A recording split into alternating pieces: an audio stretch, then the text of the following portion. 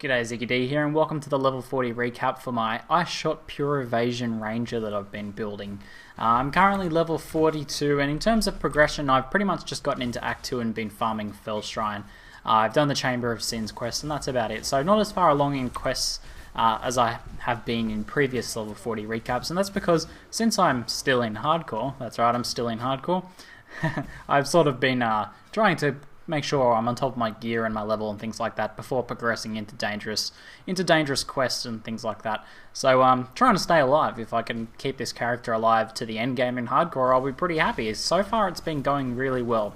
So to change things up a little bit, I've got some background footage for you guys today, which you should be seeing now. I'll overlay it over the top just so you guys don't have to look at me just standing around. You can actually see the skills and things that I'm using in action. And just fairly recently, I'm level 42, probably over the last 5 or so levels, I've started to get some pretty cool ideas about the build. So let's jump straight into skills. For my single target, I'm using Ice Shot with, let me have a look at these, added cold damage and cold penetration, so just pure damage for the Ice Shot, great for single targets, and cold resistant mobs. My thought process with this is that the mobs that are usually cold resistant and that are a problem usually like rare mobs or magic mobs, so blue or yellow mobs, and single target is generally fine against those because there's only, you know, one or a few of them. So if I can use cold penetration on those, then I can do a lot more damage with those with single target. I think that works out pretty well. So with my my AoE, I'm using Ice Shot with lesser multiple projectiles and Pierce. Now I've done some testing with Pierce and determined that it does indeed work like Lightning Arrow and Poison Cloud, where each time it pierces, it does proc the effect. So that's pretty cool stuff there. I'm finding it actually very effective AoE, considering that it's only 3 arrows and that it's not chaining or anything like that. So I may test out chain later on down the track, but I actually have another idea for chain, which I'll talk about now. So you may notice split arrows on my toolbar, and that I've been summoning a totem, hopefully in the background footage. Now, currently it just has split arrow with the totem, support ranged attacks, totem support gem, and pierce just for a little bit extra AoE potential. Now currently that's just doing a little extra damage. It does around 76 DPS, so not that much compared to my normal AoE, which is 170, and my single target, which is 250, so it's only a slight DPS boost. But I've come up with a pretty cool idea with this, so I'm really trying to hardcore make this pure evasion idea for this build work. So I've got things like the Enfeeble curse, which is a curse I'm using, which decreases enemies' chance of hitting you, which works really, really well with evasion. And the support gem I want to put on this split arrow totem is blind. So that gives like a % chance to blind. It's pretty low to start off with, but as you level it increases. And what blind does is, obviously, it greatly reduces the enemy's chance to hit you. Now, combining blind with Enfeeble with high evasion and dodge chance, hopefully I can actually make pure evasion work for me and have like really good survivability, especially, you know, on top of chilling and freezing enemies. So I'm pretty keen to see how that works out. Now what I'll probably do is also I'll link chain to that as well. So I'll take pierce off, so I'll have spell totem support split arrow, so it already has a lot of arrows built into it.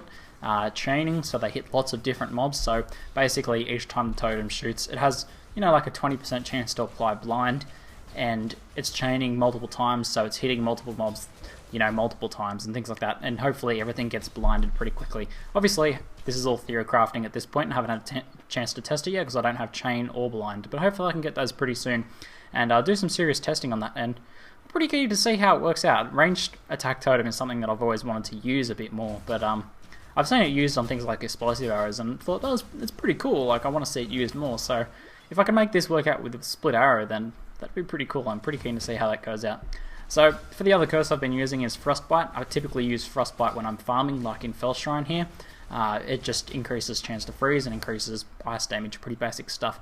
And as I mentioned earlier, I'm using Enfeeble, which decreases incoming damage and their chance to hit and things like that. So it's a really good defensive curse. I use that on harder mobs that I'm fighting, usually when I'm progressing, or if I'm in a party and we're fighting a boss or something like that. So the player that I'm actually playing in a party with at the moment, I don't want to die please or something like that, is I actually met doing a quest in the Chamber of Sins, and they're a subscriber, so that was pretty cool, and we ended up hooking up and doing some farming runs in Fell Shrine, so that was a lot of fun. So that's the background footage I have for you guys today.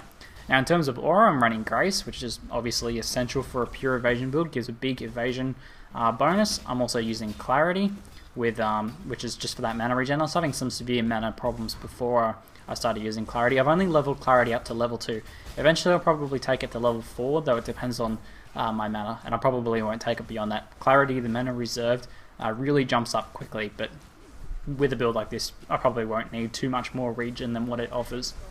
And then the final aura I'm using is Hatred, so pretty basic stuff.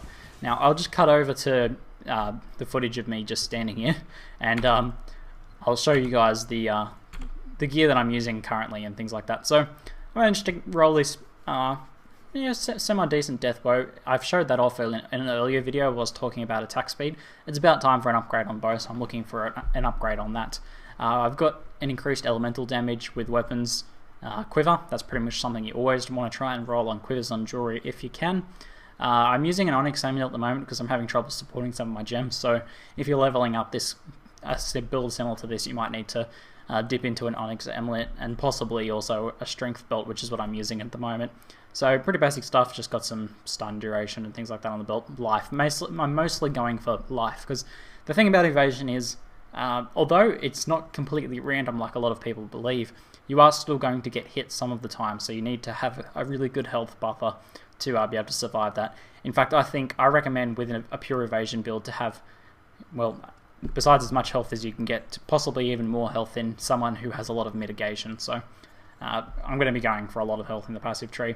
I've finally got some move speed boots, but I want to start changing over to evasion, pure evasion gear, so that's armor evasion at the moment, because pretty soon I'll be picking up acrobatics, which will remove that armor, so I really want to switch over to evasion so I can maximize the benefit from that.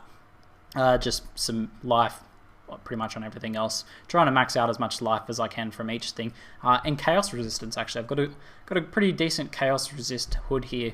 19% chaos resist is pretty high, and chaos is quite a danger. Being hit by the chaos in Act 2 is especially something that could kill me, so I wanted to start maxing out my chaos resist, and that'll be something I have to really focus on later on. And for my rings, I've just got some pretty nice damage. Physical and cold, really good. Obviously, elemental resistances are important, and more physical damage. So physical and cold damage are the ones you want to stack as much as possible. So let's jump into the passive tree and see where I'm up to at this point.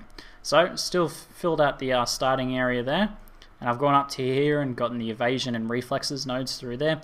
Finished out filling out those mana. I haven't grabbed those extra lives yet, but I can do that if I feel like I need them. I've grabbed this alchemist node here for extra, healing pots.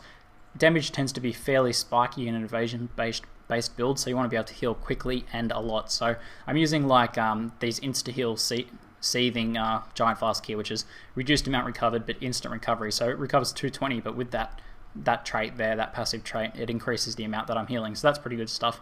I've picked up arrow dodging. You can pretty much pick that up straight away, and when you do, if you have over 50% evasion chance, you'll probably notice that you never ever get hit by ranged projectiles. It's pretty cool standing there in front of sand spitters and never getting hit, or never getting hit by skeleton archers. Sometimes elites and rare packs will hit you occasionally, but it's like nothing. Ranged projectiles just become a joke. I've picked up crystal skin because I really don't want to get frozen or shocked, and I've started picking up these critical nodes here and savant. So basically, once I get my gear sorted, I'm pretty much going to go straight for acrobatics. Now I may decide to save up points and then grab all of these at once to get all of the benefits straight away, but that depends on whether I'm removing much. See, at the moment I only have 14 energy shield and my armor is like 55, so honestly I could probably take it right now, and the drawback to taking it, of it removing those other defensive stats, will be nothing really, so I'll only really be getting benefit. So maybe I can just grab it straight away and then start working my way through the acrobatics improvements and the phase acrobatics, which should help a lot in Act 2 as well. So yeah, maybe I will gun straight for those.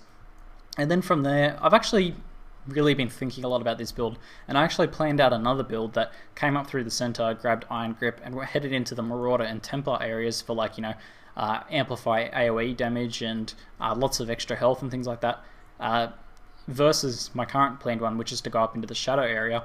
And I did calculations, I spreadsheeted both out and found out that my initially planned build will probably actually work out better. I'm going to have a bit more evasion, around the same life, a bit lower base life because my strength will be lower, but around the same percent life, and you know, much better crit chance and damage and things like that. So I think I'll probably keep heading up towards the shadow area and going with that, and yeah, I'll come down here and grab Ice Blight and things like that. So it's going pretty well so far. Now I just have to say, in terms of analysis for this build, this is probably one of the smoothest builds I've played up to this point so far ever. I played a Lightning Arrow Shadow in closed beta, and that was really good, but I think this feels even safer than that. That was also an evasion based build, but I think just having the freeze and the chill effects makes an evasion build a lot safer. So I'm really keen to see how this plays out. And something I've been thinking actually is, if I get towards the end of the week, you know, when I would usually make the guide, say I'm level 50 or 60, I might actually make a level 50 or 60 recap and extend this build of the week out another week. Now, some of you guys who are looking forward to another build might be a little bit disappointed, but I know a lot of you guys also want to see some endgame content. I really want to take at least one build to endgame, and if I can keep this one in hardcore and take it to hardcore endgame, that's even better. So if I can, maybe I can take this to maps and I can start giving you some guides and content based around endgame, and show off this build and give the actual build guide, you know, around level 70 or maybe even 80 depending on how it goes, so that I can give you, if it's going well at that point obviously, I can give you guys a guide to a build that's actually proven, you know, to work in the higher level content. Because someone pointed out something pretty good on my last build, which obviously the last build wasn't so great. I was trying to make the best of a bad situation really, but showing a guide to you know, newer players of this build and showing it working, even though it's not quite at endgame, can be a little bit misleading, because that was a really hard build to level. It was a lot of fun, and it turned out pretty, you know, it turned out alright. It was somewhat viable, but for a new player trying that Shadow out, they're very likely to get stuck in Cruel unless they know how to gear themselves really well. So if I can give you guys more endgame guides and more recaps and give you guys a better guide to the build and actually give you guys a good assessment of how hard the build is to level and how viable it is for hardcore and so on, then I think that'll result in better quality content, and that's pretty much what I want. I'd rather, you know, give you an awesome build guide every 2 weeks than, you know, an average build guide every week. But, you know, maybe I'll decide that, you know, this is a good point to stop off the build and I'll level another build. I want to level a CI build or a spell, like a caster build pretty soon, so that'll be something I jump on. But yeah, hopefully this works out good. So hopefully you guys have enjoyed this recap. I've really enjoyed leveling this character, and I'm very keen to see how this like blind ranged attack totem and things work out once I start getting some more support gems and links and things like that. Pretty exciting stuff actually. So anyway, that's it for now. I'm ZiggyD, and thanks for watching.